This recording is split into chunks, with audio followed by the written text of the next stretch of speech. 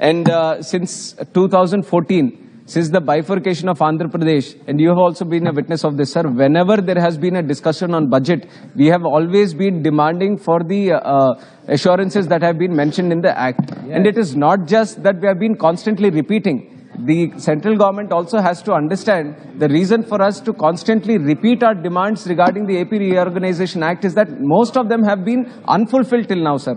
So which is why once again I request the central government to fulfill all the assurances that have been mentioned in the AP Reorganization Act. Some of them I want to briefly highlight. Some have already been mentioned by my colleague Jaydev Gallaji yesterday in his speech in this supplementary demand for grants. And one of the most important ones, sir, is the establishment of railway zone, sir. This has been a long-lasting demand, and we felt very happy when it was mentioned in the AP Reorganization Act. But it was announced 3.5 years ago by the central government themselves. But even today, when even the budget of 170 crore rupees has been budgeted for this creation of new Vizag railway zone and also new Rayagada division also, sir. But only 106 has been sanctioned. I have to mention in the floor of the House that the people of Uttarandhra, who are going to be the major benefiters of the railway zone, they are not satisfied with the sanction, sir. We want to see the zone in action. Only then it will be the fulfillment of this railway zone, sir. For that, we request the central government to give fulfill all the budgetary requirements for the creation of new railway zone in the state of Andhra Pradesh. And also, I don't know why there has been an unjustified decision to remove Voltage division completely. It was one of the most profitable divisions in the country, sir. Without any solid reasoning, without any solid justification, they are simply removing the Voltage division, which is not right. So, once again, I want to demand the central government to include railway zone in its Voltage division in its entirety and to continue its existence in the South Coast Railway Zone, which has been announced.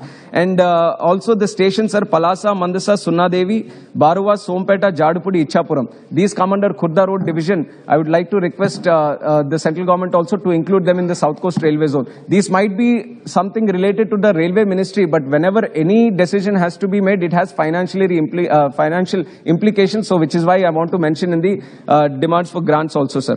And like I've said, the major beneficiaries for the creation of railway zone, this has been a dream for Uttarandhra people, sir. New railway lines, new trains, new station developments, new infrastructure. So this is going to help in the economic development of especially Uttarandhra region. So without any further delay, let the central government bring the zone into existence and into operation. That is my strong demand to the central government through this speech, sir.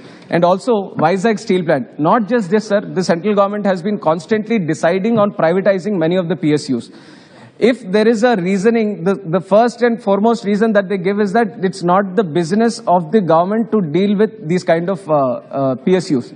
Sir, if there are hundreds of PSUs in this country, and if such a reasoning is being made and to privatize, if you feel that it's not our business to get into the working of these PSUs, then if you pick up unprofitable units, and then if you start privatizing, maybe somewhere it makes sense. But this Vizag steel plant is one of the most profitable units in the country. And steel is such a strategic asset for this country, sir. You can't depend on other countries when it is such an important major attribute in the nation building of this country. And you have seen from the Russia-Ukraine war crisis and also in the Europe how much dependent they are on China, and suddenly they are facing a crisis right now. And we are speaking of Atmanirbhar Bharat. Then it doesn't make any sense that a steel plant which is so powerful, which has a great potential like Vizag steel plant, it is being privatized. Even after the announcement of privatization, it has been going into profit, sir. With the working of the labor there who are dependent on that, it is one of the most profitable units today. So there is no reason to privatize this Vizag steel plant. I would like to request demand the central government to rethink on its decision, sir. And